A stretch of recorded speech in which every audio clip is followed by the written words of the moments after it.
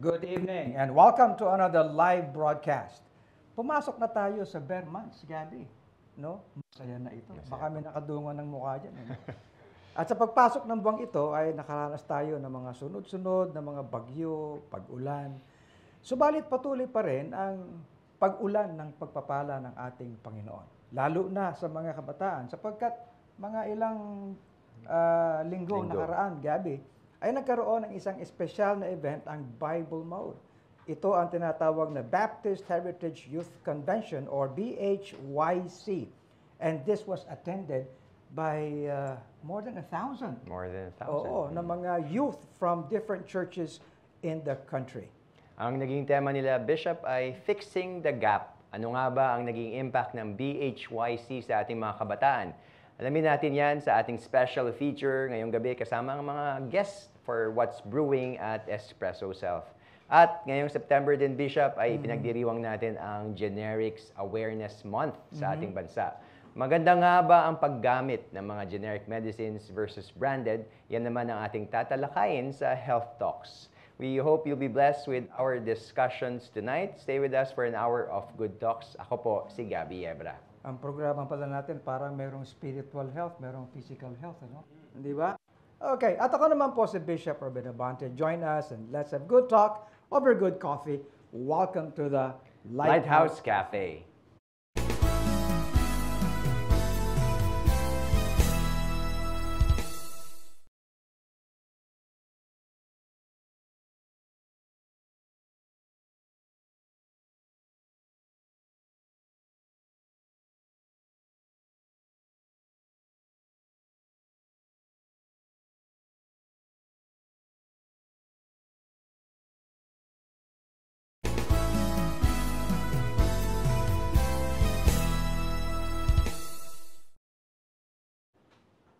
And we are pleased tonight, ito po'y espesyal na episode ng ating Lighthouse Cafe. Ako lang muna mag-host dito. Pero ang magigiting po natin mga guests sa gabing ito ay mga leaders ng Bible Mode. Mga kabataan ng mga leaders, may mga pastor. So, may I present them to you? Unang-una, of course, narito si Preacher Benny Fogg Abante III. Ito, yung nasa gitnang iyan, ano? Pamangkin ko po yan. Yan ang pinaka-pogi mo pinaka-pogi kong pamangkin. No? At siya ang BHYC co-chairperson. And then, yung nasa kanan niya ay si Pastor Razel Kayanan. Siya naman ang Bible Mode Youth co-convener. Yes po. Yes, okay. And then sa dulo ay si Preacher Jay Caparas. Siya ang tumayong BHYC co-chairperson. Pero meron pa. Sapagkat makikita natin doon magiting na pastor ng Hosanna Bible Baptist Church. Direct yan. Yes. Direct from Hosanna Bible Baptist Church in Bacara, Ilocos Norte. Wow. Magandang gabi sa inyo lahat. You can actually say some greetings now to our viewers. Una ka na, Fogg. Magandang gabi ho sa inyong lahat at welcome po. And very happy to be here, Tito Ruben, sa mga kasama ko. Thank you for having us. Yes. Magandang gabi po, Pastor Ruben, at sa lahat po ng mga taga-subaybay ng Lighthouse Cafe, sa mga kasama ko po dito, magandang gabi po sa inyo. Hindi ka na bago rito sa Lighthouse Hindi na Cafe. po. Na-feature ka na dati dito, Yes, di ba? Pangalawa ko, pangalawa mo na. Yes. Pangalawa. Oo. First And magandang gabi po, Preacher Pastor Jay, Ruben. yes. Magandang gabi po sa inyong lahat at sa aming pong beloved tate. Magandang gabi po and salamat po sa privilege na kami po ay nakasama. That's great. Pastor Provi, welcome. Buwati ka muna. Naimbag nga rabi yung amin kakabsat. Magandang gabi po sa inyong lahat. Maraming salamat po, Bishop, at binabati ko rin ang ating mga kasama sa ating programa ngayong gabi. Maraming salamat po. That's great, no? Magandang pag-uusap ito. Yes. Ay, ikaw muna. I'll ask you, Pastor Razel. Ang sabi natin, kayo lahat leaders ng Bible Mode. Yes po. And then kayo ang nag-organize ng BHYC. So ano yung Bible Mode? Ano yung BHYC? Ang Bible Mode po ay isang kalipunan ng mga Bible-believing Baptist churches dito po sa ating bansa. Mga Baptist leaders Mga Baptist themselves. leaders din po na meron po silang advocacy na nais po nilang isulong or ipakilala po, hindi lamang po sa mga members po nila, but particularly po para marinig po itong mga pinaglalabang ito ng ating pong pamahalaan. Ibig sabihin, may bahagi po ang Baptist pag pinag-usapan po natin ang pagtataguyod ng ating pong bansa. At nakita po ng mga Baptist leaders na hindi lamang po sila dapat, na dapat ma-capture po ng mga kabataan. When you say Baptist leaders, hindi lang ito pastors. Hindi lamang po. But these are leaders Yes. in various na mga sektor. So meron po tayong mga leaders sa public service, Yes. may mga leaders po tayo sa academe, may mga leaders po tayo sa iba't ibang mga industries, In business. in business. Yes. They're all part of what we call the Baptist leaders po. Uy, At nakita po maganda nila, Pastor R.A., na yung vision na to, hindi lamang po sa kanila dapat mag-emanate, nakita po nila na dapat makapture din po ng mga kabataan. Sapagkat in the long run, yung mga kabataan yan, they will rise up from the ranks. Correct. And they will become leaders themselves. Yes. So, You're a pastor yourself. yes po. And then ikaw ang nag-organize sa mga youth. Opo. And ikaw naman, Jay, ikaw ay businessman. Tama po, Pastor. And you're here. Yes po. Kitang-kita nila talaga merong ehemplo sa buhay ng isang businessman. Yes po. Yes. At kami po ay Very nagpapasalamat. Di lamang po ako ang involved na businessman sa aming eklesiya. Madami po kami at nakita po namin yung importance po na dapat kami po ay isang example po dito sa gawain. At nagpapasalamat po kami sa aming mga And of course, Fog, ikaw naman you are yourself a public servant Opo, na. opo. Ako po ay isang konsihal sa ika-6 na distrito ng Maynila. At the same time po, ako po ay isang full-time preacher sa aming eklesiya, sa MBB. Yes. And I also handle the young people. In fact, kakatapos ko lang maging coordinator ng mga kabataan namin from 4-year-old hanggang 14 years old. Ngayon po, nag-move na ako to high school. So I'm also helping Pastor Rizel in organizing our young people in the ecclesia. So this is a holistic approach Correct. Apo. in building leaders sa mga Tama po. Baptists. Ikaw, Pastor Profi, you are yourself very young when you became pastor. Oh, yeah. Ilang taon ka na naging pastor ka? I started preaching po, Bishop, when I was 14 years old. Oh, And wow. I began pastoring a church when I was 15 years old. So, pagdating sa ministry, I started very young. And, Yes. you know, as a pastor of the HBBC now, with almost over 15 works, both here and abroad, Yes. a great percentage of our ministry is comprised of young people. I'm thankful that we have vibrant, vigorous, energetic people who could partner with me in the fulfillment of our part in fulfilling the Great Commission. And you are to a second generation na pastor. Oh, yes po. My dad is a pastor and he was our senior pastor and he is now the pastor emeritus of the Hosanna Bible Baptist Church family. You know, I'm amazed and I'm so glad. Nakita ko yung church nila sa Bakaran. Amen. no? And yung pinaka-involvement ng mga kabataan doon.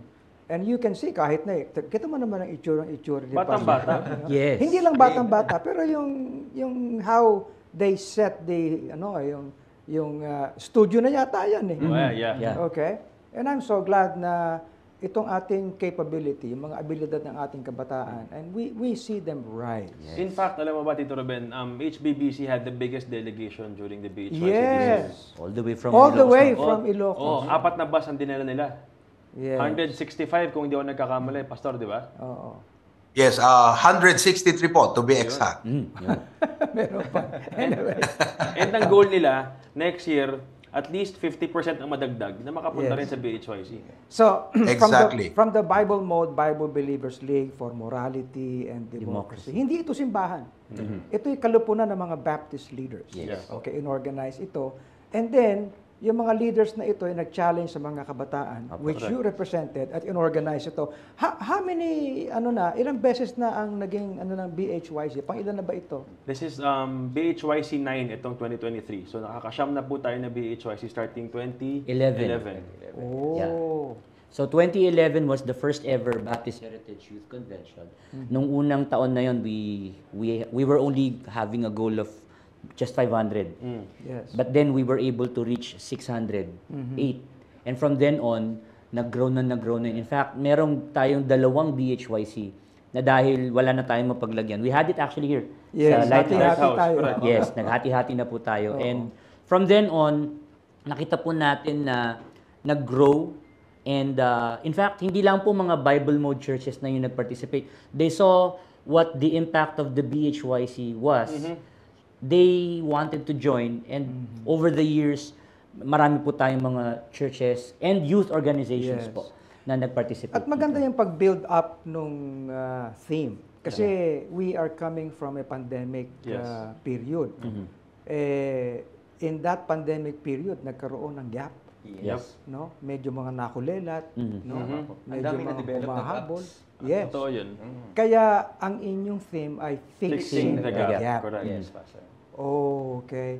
Jay, tell us about that theme. Actually, Pastor, ang isang maganda dun sa team na yon na pinakita po nung naging resulta itong kakatapos na BHYC. Individually, ang pinakamahalagang naging gap po ng bawat kabataan is yung tunay ba talaga silang ligtas.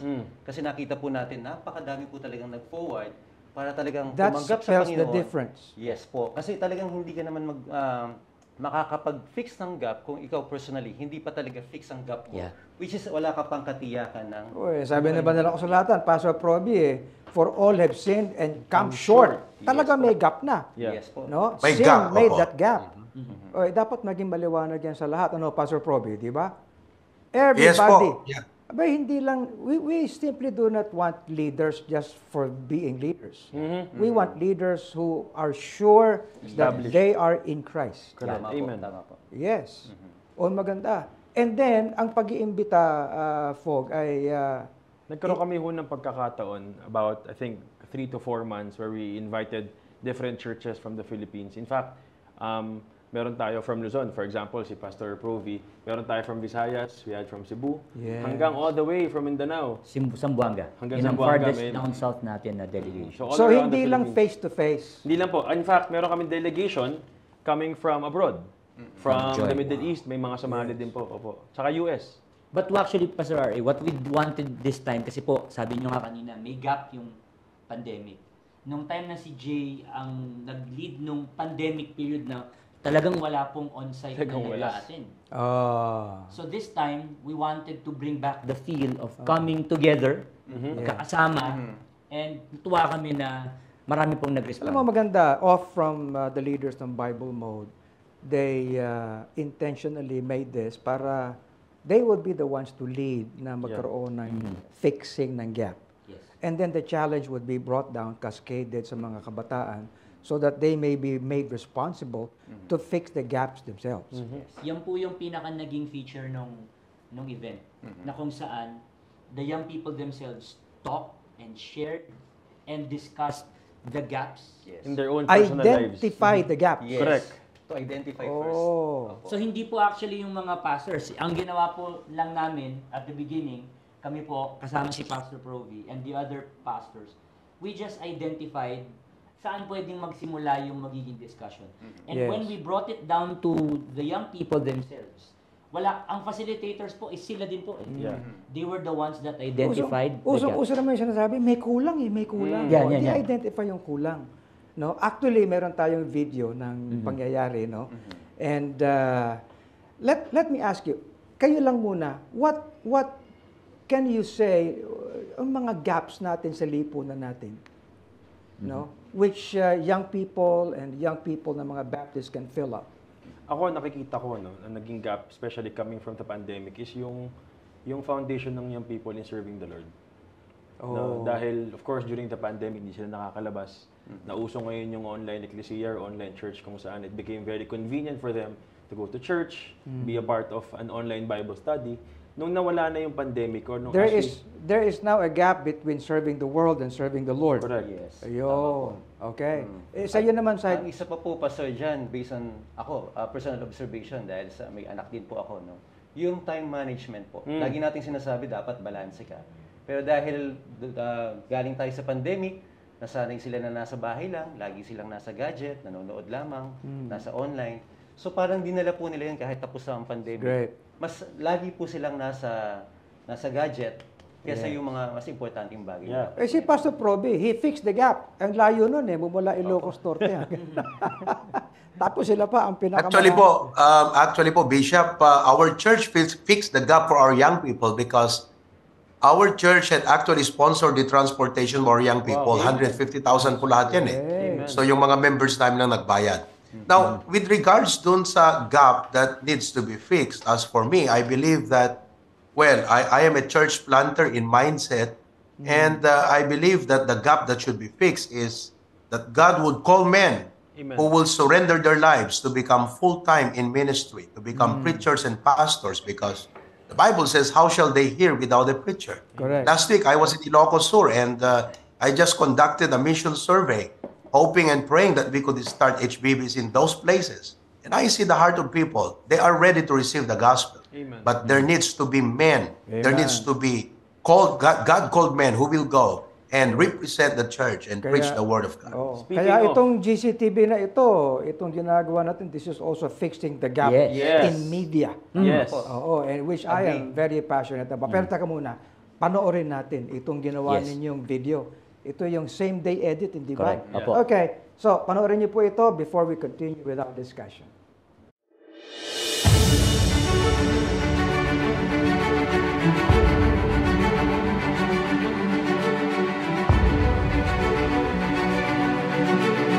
You're the man.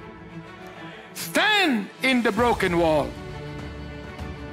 You are God's ambassador to reconcile people to Him. You're the man. Stand in that broken wall. Why? Because you're the only one who can build that.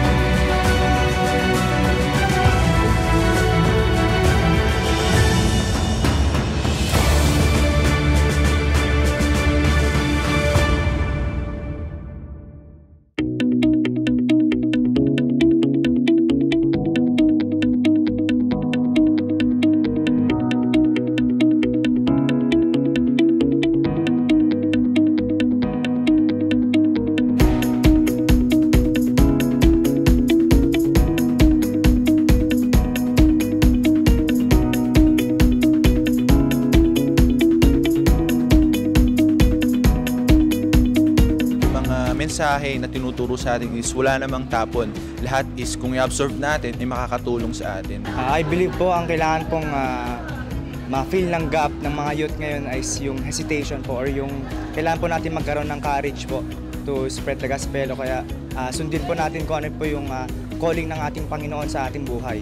So, we can fix the gap by first of all starting to ourselves at ilapit po natin ang ating sarili sa ating pong Panginoon. Tumatak po talaga sa akin yung last na sabi ni Pastor BMA, maging aral po sa ating mga kabataan ito at maging living testimony tayo sa mga kabataan na siyang nakikita sa ating buhay. Bilang isang Kristiyano, kung wala po yung pastor po natin, kung wala pong mag-lead sa atin sa mga dapat po natin gawin is wala rin po tayong kwentang Kristiyano kasi po tayo po ay hindi po natin alam kung saan po tayo papuntang direksyon.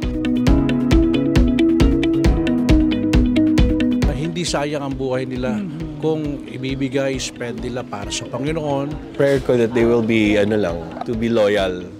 Number one to God, syempre. Loyal to the Word of God and to the pastor and to the ministry. Kasi that is our story. I am one church, one pastor for 40 years. And all of us now are in our adulthood and yet we're still in the same church. Ang prayer and wish ko sa mga kabataan ngayon, kung meron po tinatawag natin sa pamilya na improvement of the race, sana'y magkaroon din tayo ng improvement. What I mean is, hindi sila naman lalayo. Sila pa rin ay susunod sa old-fashioned gospel, old-fashioned ways. I pray that every Baptist youth would become a student of the Word of God, that you would surrender your will to God, would live a sanctified life, a life that is set apart from the world and set apart from God. As what the Apostle John says, that I have no greater joy than to see my children walk according to the truth. Siguro pwede ko rin sabihin that I have no greater joy than to see the Baptist youth walk according to the truth. And the truth is the Word of God. walk, live according to the truth.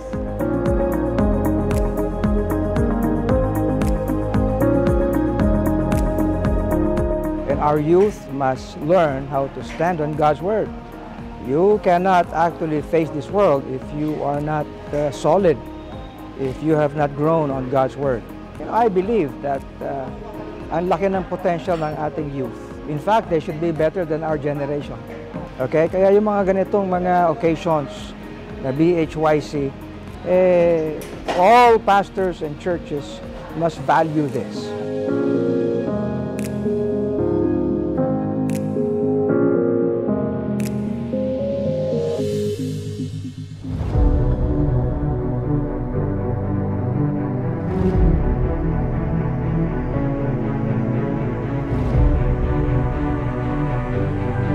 We are from SBBC Malolos and we will fix the gap. We are from Metropolitan Bible Baptist Ecclesia, Ilagan, and we will fix the gap. We are from Celebration Baptist Church and we will fix the gap. We are from MBBE San Carlos Baguio and we will fix the gap. We are from IBBC Baguio and we will fix the gap. We will fix the gap. We are from Hosanna Bible Baptist Church and we will fix the gap. Fix the gap.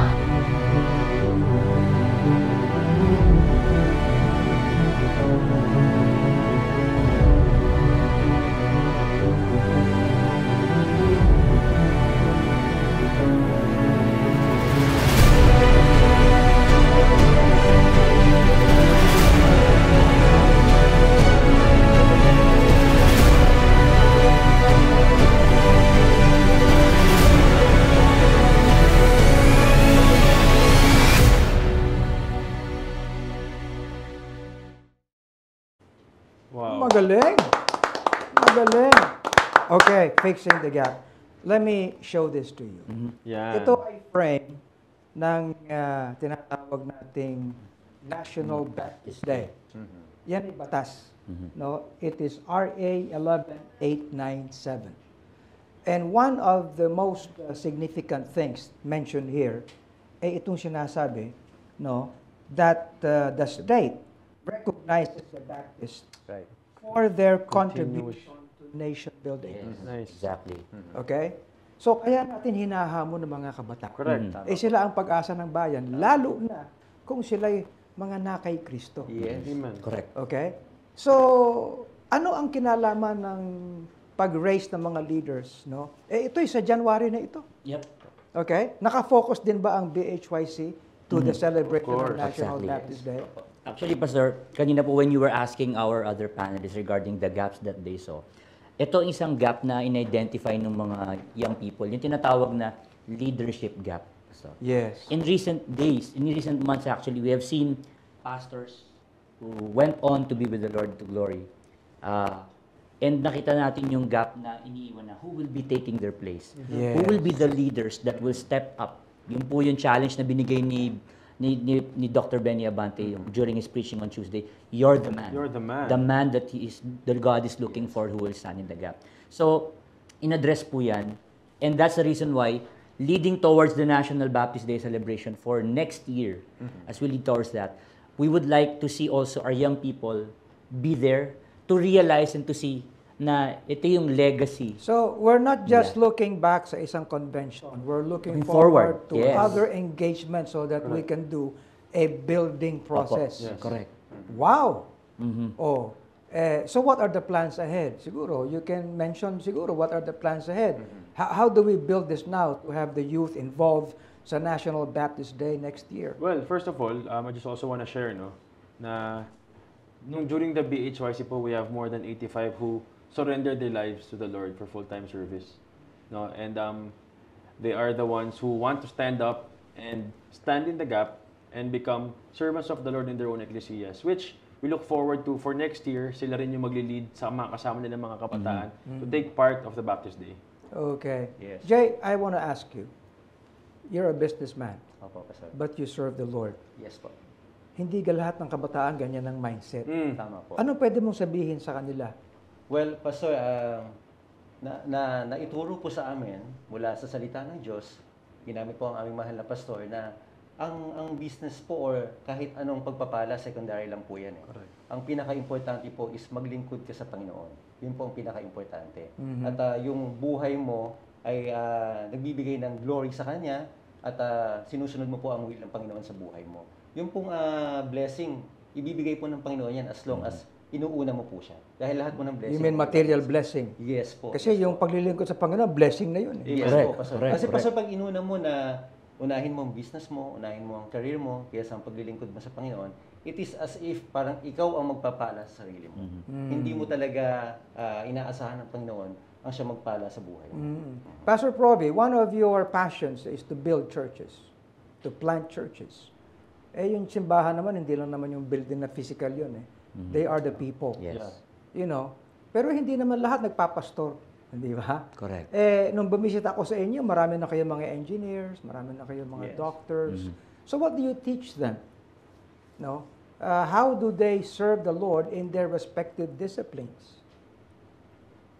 Well, ini-emphasize po natin yung shifting of mindset from being an unbeliever, which that was our life before. Now that we are saved, we are stewards.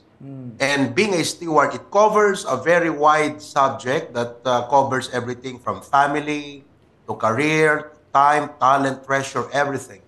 And as a steward in mind, God wants us to become just like, a steward, one who takes care of something that doesn't belong to him. We must be good in dispensing it according to the grace of God upon our life, making sure that whatever God has given to us, be it time, talent, and treasure, will convert to what the Lord said, lay up treasures in heaven. Making the things that you have count for heaven. That becomes an asset. Yun po. And what counts in heaven is what you did on earth. Right. Di ba? Tama po.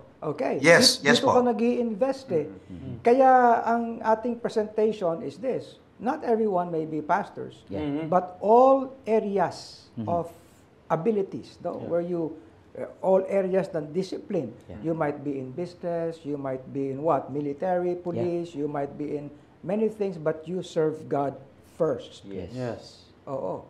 Kaya ito, for example, dito sa aming Lighthouse Cafe, marami tayong crew. Correct. Mayroong mga nagsusulat, mayroong nasa likod ng camera, but all of them serve the Lord. Yes. Amen. Di ba? So that we see that this is the gap that we need to fill. Actually po, yun din po nakita ko, bilang isang, being in the City Council, naging challenge po sa akin na maging ilaw sa City Council of Manila. Nung naging konsehal ako, nakita ko na hindi lang pala ako nag-iisang believer doon. Hindi lang ako nag-iisang mananampalataya. Maaring hindi kasama ako sa Ecclesia, pero may nakita akong mga kasama ko na na-encourage and na-challenge sila. So nakita nilang may kasama sila na... I will have to ask for. No? Yes. Kasi pinag-uusapan namin ito ng daddy mo. No? Pero ikaw na ngayon, at ikaw ay nasa arena, no? Nang sabi, corrupt, walang kinalaman dyan ng mga mananampalataya. Ngayon, meron ng magkakaroon na ng eleksyon sa barangay. Tama po. And nasaan ang mga kabataan? So what do you say, Fog? Actually po, mas kailangan Mas kailangan na meron tao na tumayo. Isa pang gap yan Yung, if you are in public service, mas kailangan natin ng tao na diretso, nakakilala sa Panginoon, magiging ilaw para makatulong sa iba.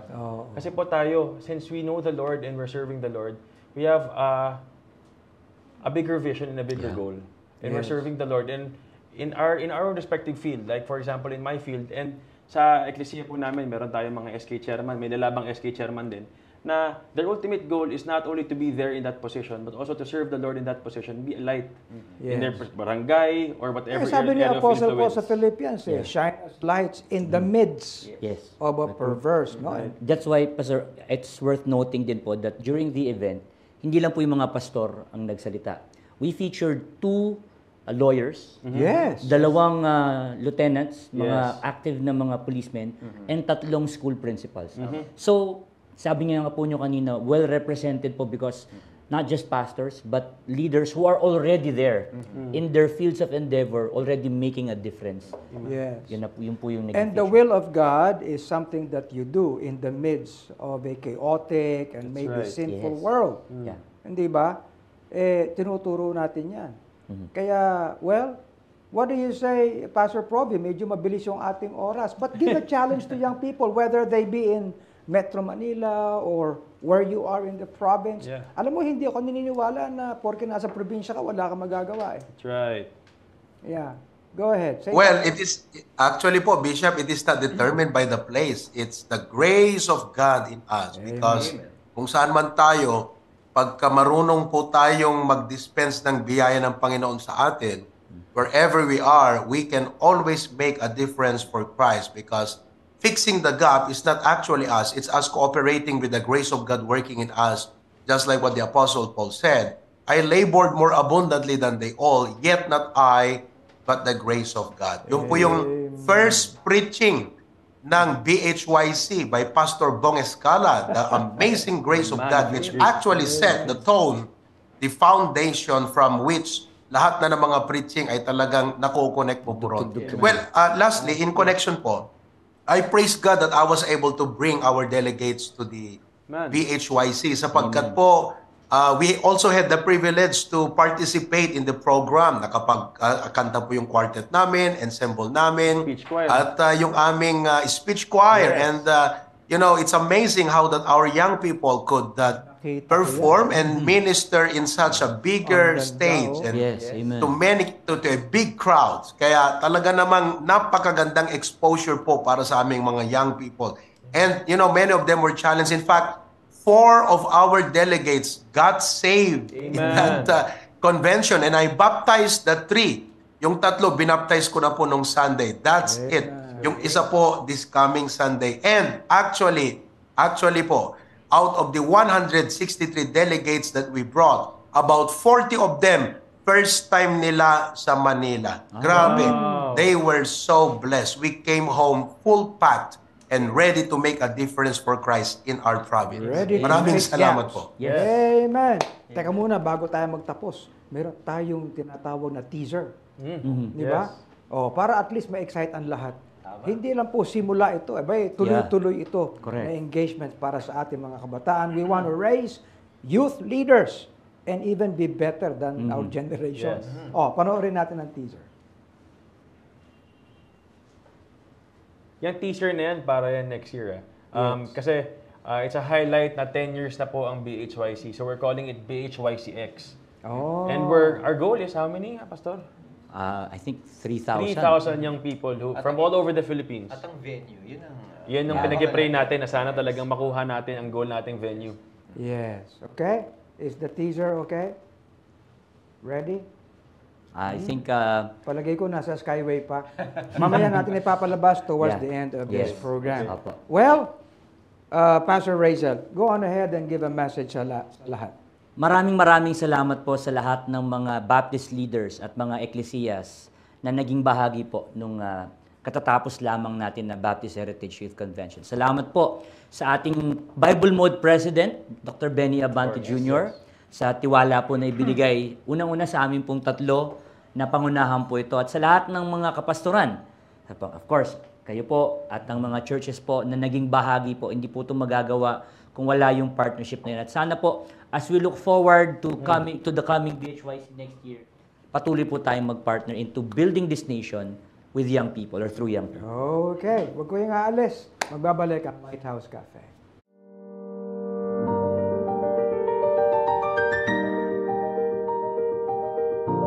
Somebody must hold your hand. Why don't we place our lives in the hands of God and let Him lead us and let Him be the first in our lives? That the more God blesses us, the more God answers our prayer, the more we ought to be faithful.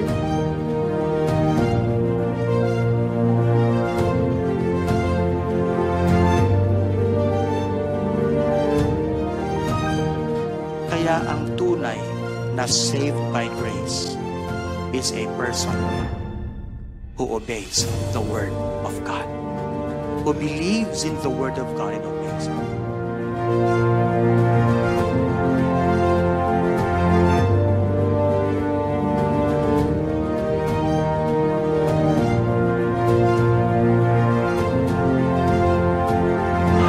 Walang pinakamasakit na salita kundi yung sabihin sa'yo, mali ka.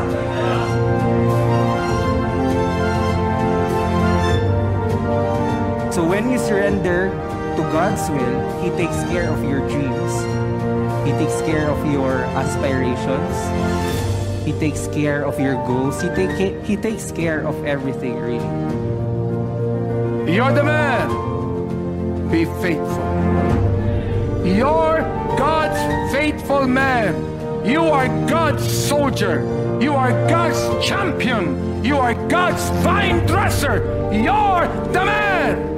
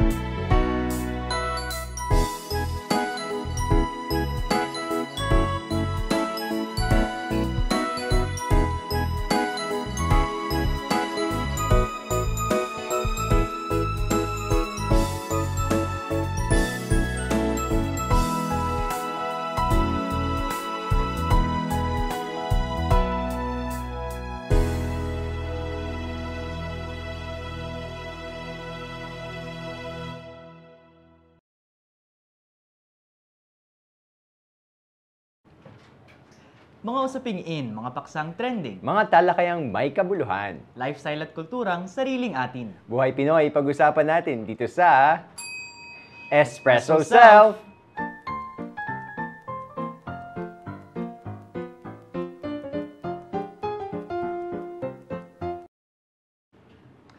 Alam mo, Gabi, isa sa mga treasured memories ko nung kabataan ay yung pagiging bahagi ng Young People's Fellowship ng ating church. As you know, pagkabataan, napakarami nating energy, napakaraming mga activities na maaaring gawin. Dahil nga, alam mo yun, nasa peak pa tayo ng ating mga kalakasan. Especially yung nung ako'y YP, ang pinaka-memorable sa akin talaga nun is yung doon ako natutong magsalita sa harap. At ngayon, nagagamit ko na siya even in my workplace. So, malaking blessing na even yung mga natututunan sa ating eklesiya ay nagagamit even sa mga trabaho natin ngayon.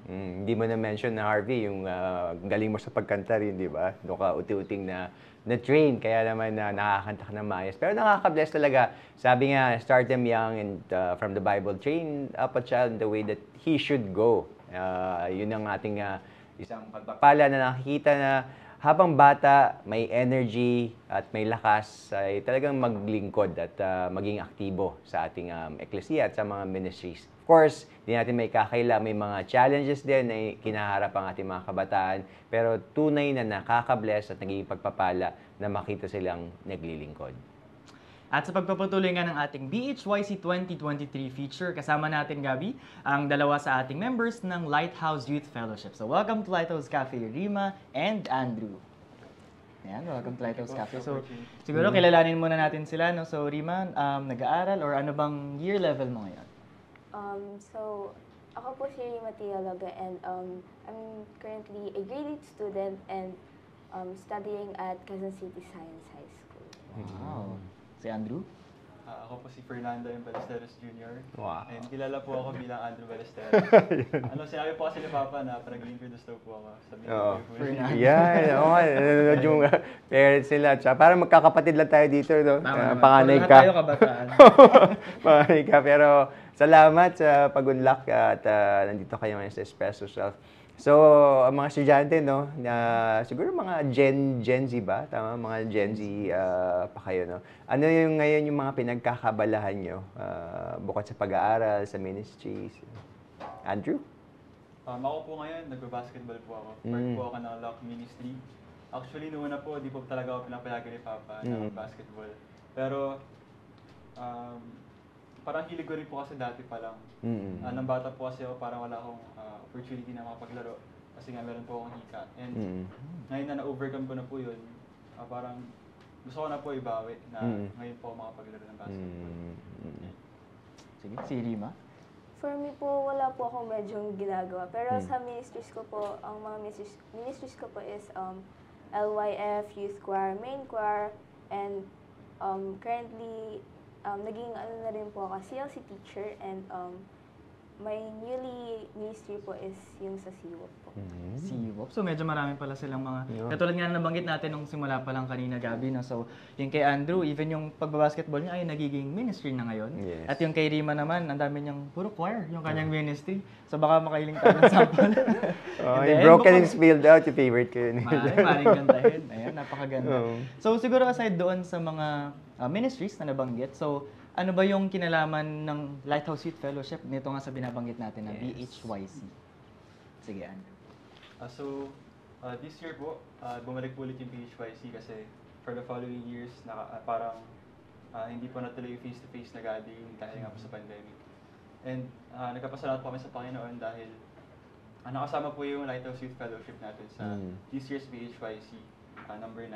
And nakakatawa rin po na parang marami rin pong mga bagong generation na YPs na nakasama this year, and pinapasalamat pa namin sa Panginoon dahil talagang excited po yung mga YPs to join the BHYC, and meron din pong mga kabataan na lumapit sa akin na gusto daw po nilang maging part po ng BHYC and to participate. And karamihan po dyan ay galing po sa Lock Ministry. Rima? Actually, this is my first time po attending BHYC face-to-face. And sobrang nakakagulat kasi sobrang higpit ng MBBEs sa church nila, and kailangan magtanggal ng sapatos. Tapos yung choir, meron pa silang robe. And so kitang-kita yung mga discipline talaga, no, na kailangan pinapractice na natin even at their young age. Yes, no? And we all came from the pandemic, no, Andrew, Rima. How important yung pagdalo nyo sa BHYC coming from that transition period na, yun na, nag-open up na ulit, we're back to normal, new normal, ika nga. Andrew? So ito lang nakapanibago po dahil marami pong tao sa BHYC, and nakakatawa rin po dahil nakaka-excite na yung parang feeling na binibigay and energy na pinaparating sa amin ng mga tao doon sa BHYC na talagang welcome kayo dito. And nakakatawa po na mag-participate po doon, and marami rin po kami natutunan mula po sa salita ng Panginoon. Ayun po. Gabi, alam ko merong theme yung BHYC. Yes. Of course, every year merong theme. Ano ba yung pinaka-theme ng BHYC 9 ngayon? this year po, yung theme po namin ng BHYC 9 is Fixing the Gap. Fixing the Gap. Siguro tanong ko na rin, Gabi, si Rima, no? Bakit sa tingin mo ito yung very timely na theme or bakit ito yung pinag-uusapan ngayon or naging pag-uusap sa naganap na BHYC? Siguro po dahil po sa transition sa pandemic kasi yung mga kabataan ngayon babad na talaga sa social media and syempre minsan na sobrang yung gap between sa kunyari sa parents lang yun minsan sobrang layo na talaga and palagi na lang sa social media nakakapag and minsan hindi na sa church minsan yung mga Kristiyanong kabataan ay di ganun ka-active.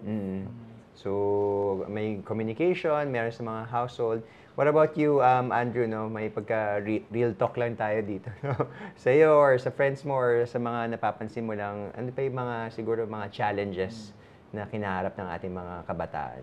Para po sa akin, parang napapansin ko pong challenges ay yung fear na mag-take po ng responsibility. Kasi personally, ako po parang and I think na-experience din pa ng mga ibang kabataan na parang nagda-doubt, ganun. Parang kini-question po yung sarili kung kaya mo yung bagay na ito, yung mga pinagkakatiwala sa yung responsibilities. Pero parang dahil po sa ganung pag-iisip, nagkakaroon nga po ng gap and parang nililimit po namin yung biyaya ng Panginoon sa amin na imbis na mas maging efficient kami, mas maging effective sa paggawa ng gawain ng Panginoon, parang nalilimit namin dahil nga sa ganung pag-iisip. And palagi rin po tayo nare-remind and tinuturuan na ating pastor wala po sa salita ng Diyos na sapat po yung biyaya ng Panginoon sa bawat isa po sa atin. And dapat hindi tayo magtiwala sa sarili natin. Magtiwala po tayo sa ating Panginoon dahil siya po yung makapangyarihan sa lahat at siya po yung nagligtas sa atin sa kapahamakan. Nice, napakaganda. Andrew, I would assume na medyo marami ka ng taon na nakatin ng BHYC rin, ano? Or pang ilang time mo na nga ba ito? Actually, second time ko. Second time mo pa lang. So from your first tsaka yung ngayong pangalawang taon na natin mo, ano yung nakita mong may difference ba? Meron bang mas naging highlight sa'yo from the previous BHYC?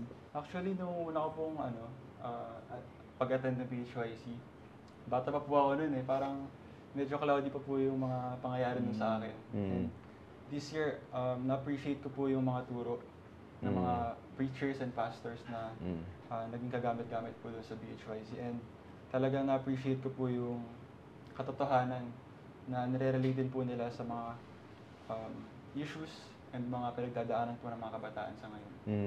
Nakakatawa, no? Alam mo, Harvey, yung mga guests natin kanina sa What's Brewing, pag narinig to, siguradong lubos-lubos ang pasasalamat dahil syempre meron silang talagang na-receive, na-intindihan at natutunan, no? Hearing from Andrew. Rima, ikaw naman, so first time mo and then alam ko babad din kayo sa preaching every week. Pero how special itong BHYC natin? Ano yung pinaka-takeaway mo from the whole convention? Yung pinaka-takeaway ko po is yung dun po sa preaching ni Pastor Provi. Kasi sabi po dun niya, what's life? So yung sa unang point po, life is a journey. Kami mga Kristiyanong kabataan, minsan bad na talaga kami sa social media and kailangan naming ayusin yun. And as a youth, kailangan, may mga, di talaga maiwasan na sobrang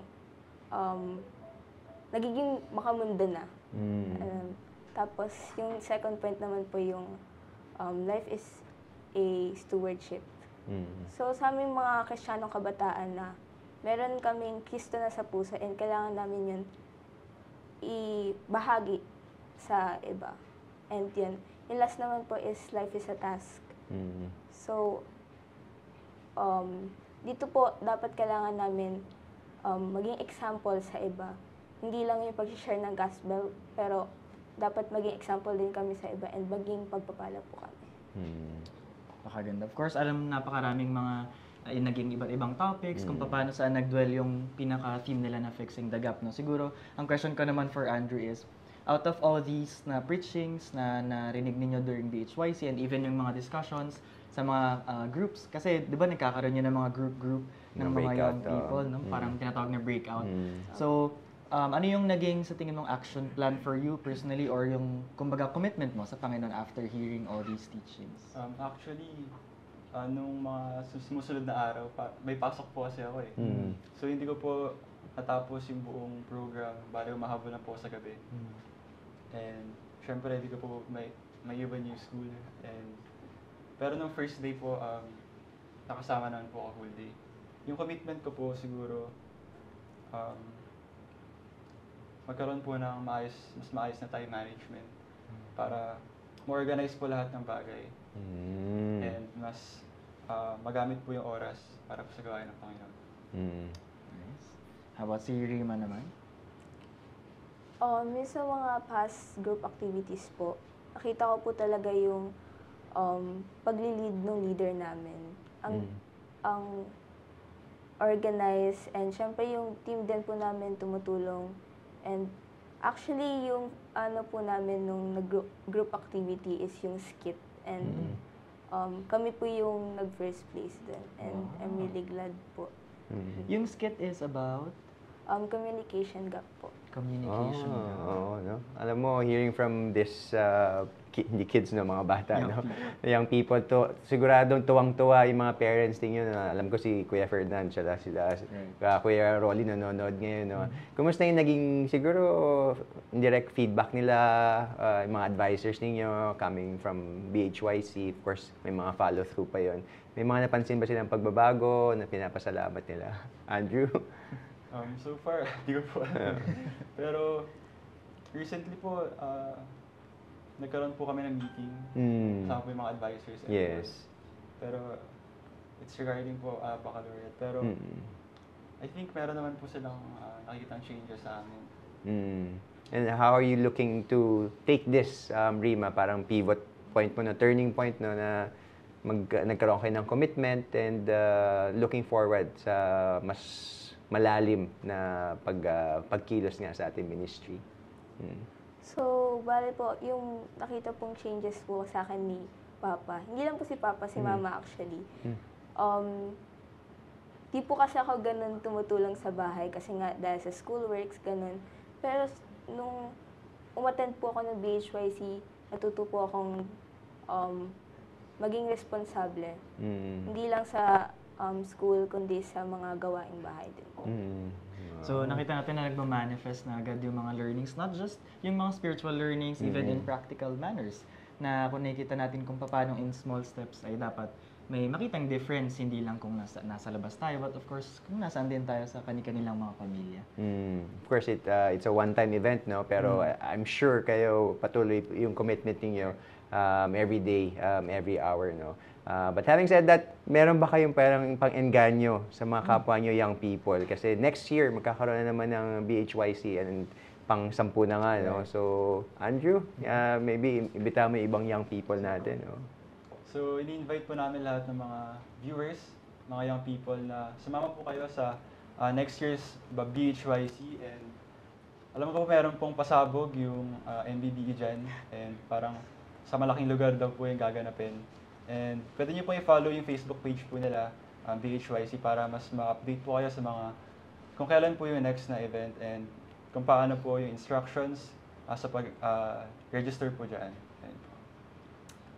Maraming salamat. So, nagpapasalamat tayo kay Andrew and even kay Rima for sharing your blessings, and gano'n na nga rin naging blessing yun para sa atin na marinig itong mga ganitong resulta from the BHYC. At ngayon naman po ay pakinggan po natin si Bishop in Hebrews.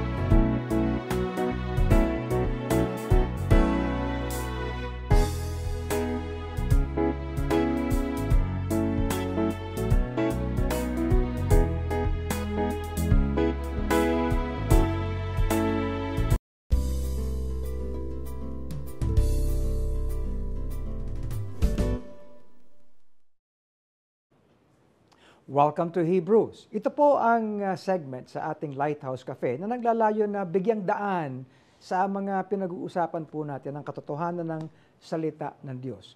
Katatapos lamang po ng pinag-usapan tungkol sa Baptist Heritage Youth Convention upang mag-raise tayo ng mga leader sa ating mga kabataan na may takot sa Diyos. Ano po, may pananampalataya kay Kristo sapagkat ito ang kailangan ng ating lipunan.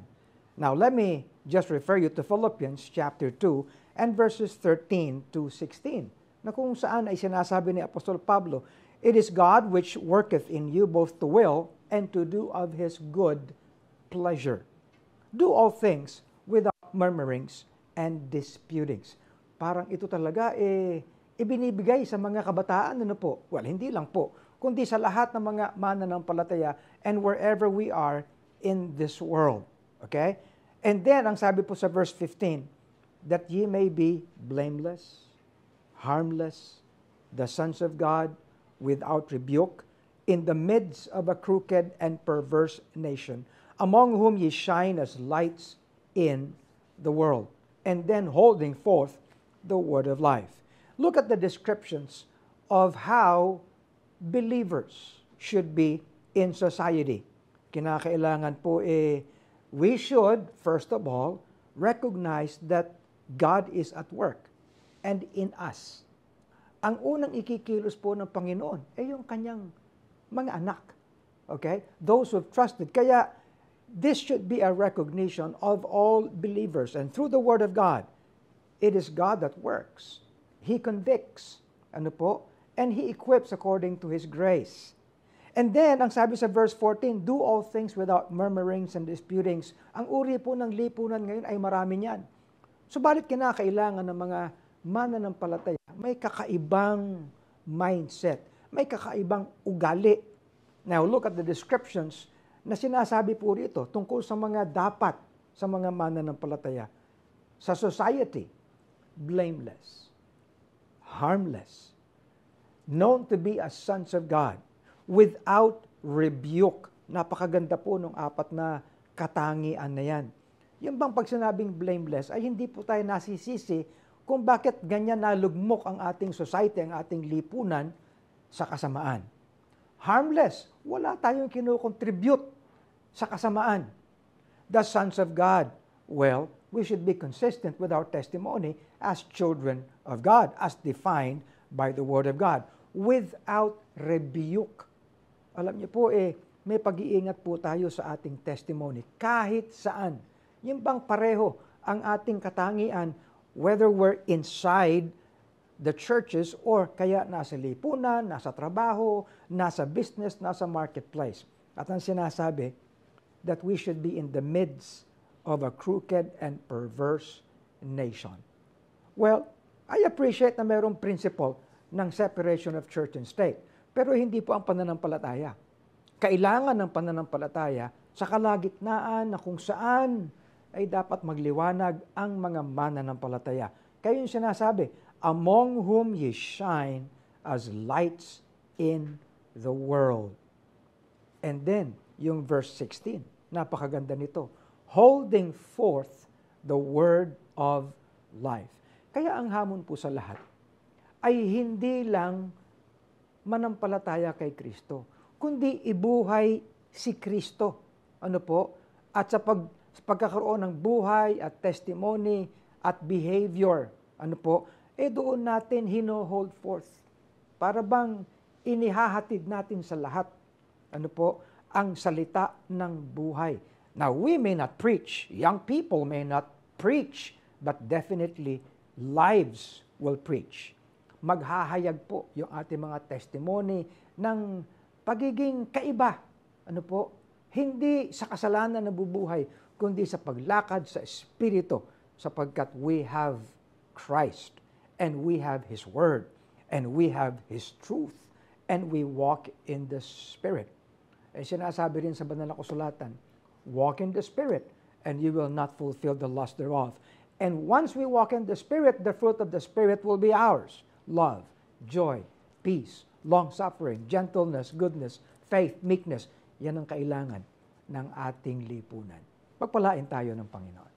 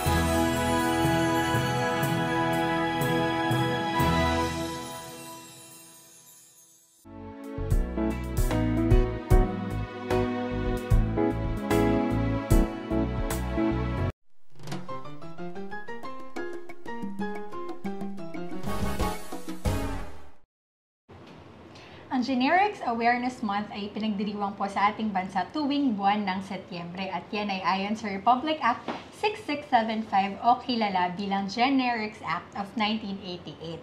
At ang pagdiriwang pong ito ay naglalayang i-promote at siguraduhin ang distribution, paggamit at pagtanggap ng mga gamot na identified gamit ang kanilang generic names. At ang tema nga po ngayong taon ay 3 dekada, generics, abot kamay, abot kaya, na talagang hina-highlight po ang kanilang availability, affordability, at safety ng mga quality generic medicines. At sa gabing ito ay makakasama po natin ng isang expert sa gamot dahil isa po siyang registered pharmacist. So yan, welcome back to Lighthouse Cafe dito sa Health Talks.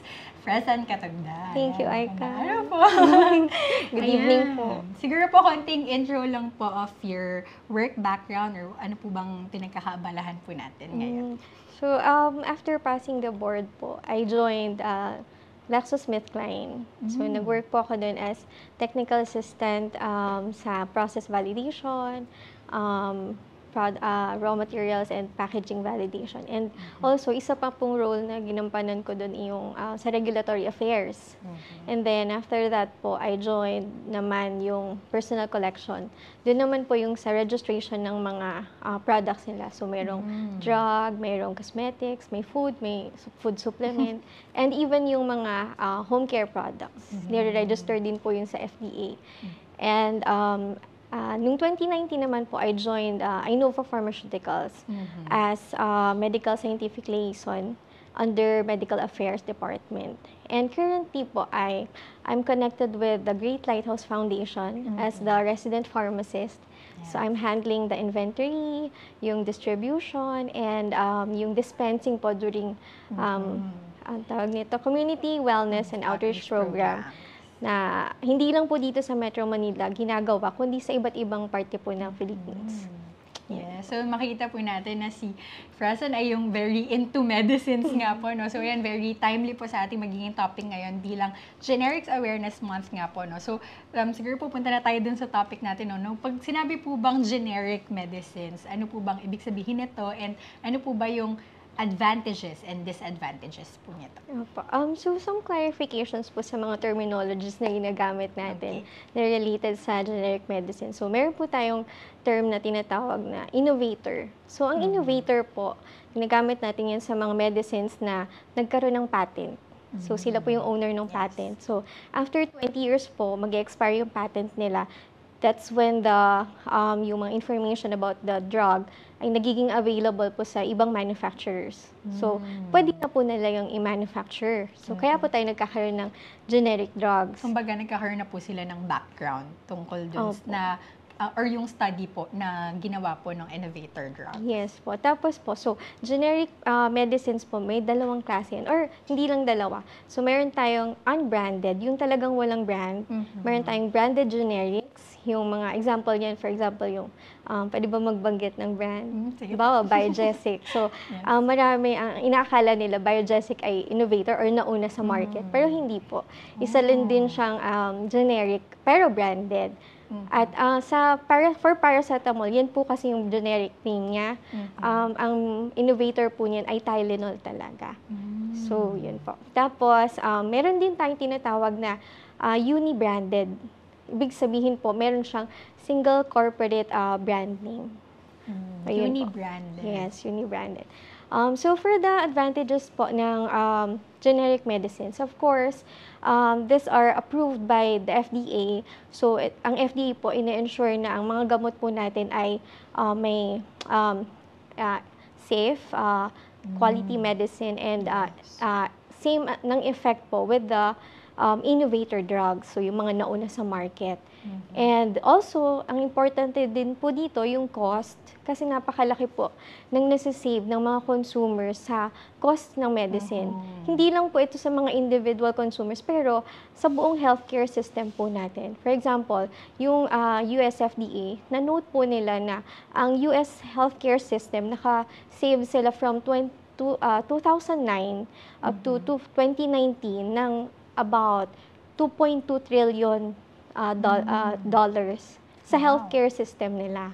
So, ganun din po sa Pilipinas. Kasi po, ito po, halimbawa, yung mga government hospitals natin, required sila na gamitin nila sa generic na mga drugs. Tapos, siguro po maisingit ko lang doon, no? Kasi yun nga po madalas yung nagiging parang myth siguro na pagdating sa mga generics is dahil nga mas mura siya compared doon sa mga so-called branded, is sila yung siguro less effectivity or medyo questionable yung safety. So siguro po ano po yung comment nyo on this? Opo. So I mentioned already na these are approved by the Food and Drug Administration. So talaga pong sure ang quality, safety, and efficacy po nitong mga generic medicines. Yun po. Kasi stringent din po ang approval po nito eh. Although they have... Kumbaga dumadaan din po talaga sila dun sa process ng FDA. Meron po tayong tinatawag na ANDA or Abbreviated New Drug Application Requirements po na kailangan nilang talagang ipasa sa FDA. Sige po, going back dun sa advantages, meron pa po ba? Opo. So aside from the cost, meron din po yung availability ng medicines. Siyempre, kapag mas maraming nagmamanufacture, mas nagiging tawag dito, readily available ito sa mga consumers. Especially dun sa mga talagang nangangailangan, like yung mga seniors natin. Diba? And also po, yung tawag nito, yung access po sa mga murang medicines po. Yes. Nabanggit niyo po, siguro po last question na lang na dahil medyo kinulang po tayo ng time. Pero siguro pagdating po dito sa, yun nga po, yung mga generic medicines, yung nabanggit niyo po yung availability, no?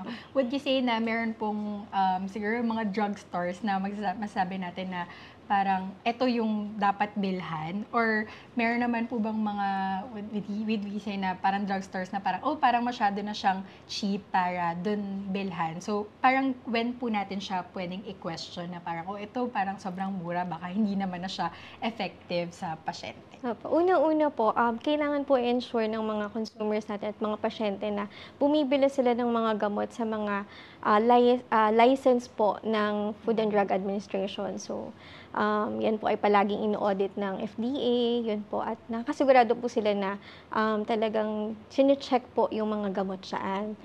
Pati po even yung mga tao na gumagalaw po sa loob ng drugstore na yan.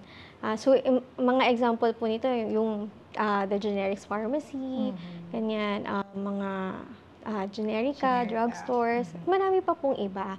Na yun nga po, kailangan po nilang make sure na ito po ay licensed. Okay, ayan. So again, maraming salamat, Miss Fresa. No? At naway sa pag-celebrate nga po natin ng Generics Awareness Month, ay marami po kayong natutunan. Yan, salamat po.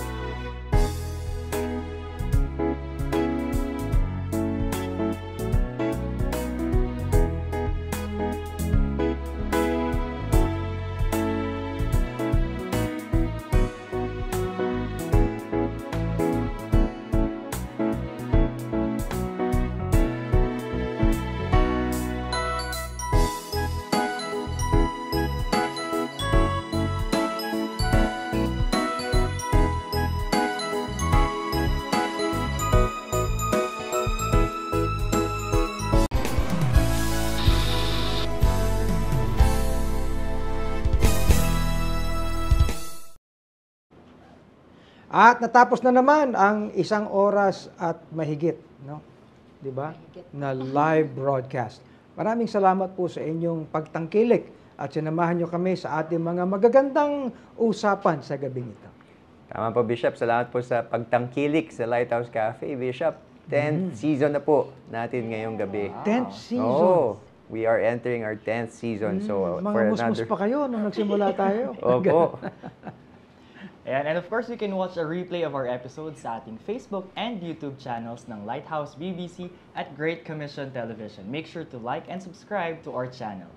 And for more video contents and even daily insights and mga ebooks, no? And of course, kung gusto niyo pong panoorin ang iba pa pong mga episodes ng Lighthouse Cafe from Season 1, no? Yes. So hanggang ngayon po Season 10, ay download nyo na rin po ang ating Lighthouse Tectro mobile app. Libre po yan sa Google Play Store at sa App Store. And let me say na actually po ay kung kayo'y maaaring bumisita sa website ng GCTV Asia, ano, gctv.asia, ay mapapanood nyo actually itong palabas na ito. Yes. Simultaneous po yan, sabay sa GCTV.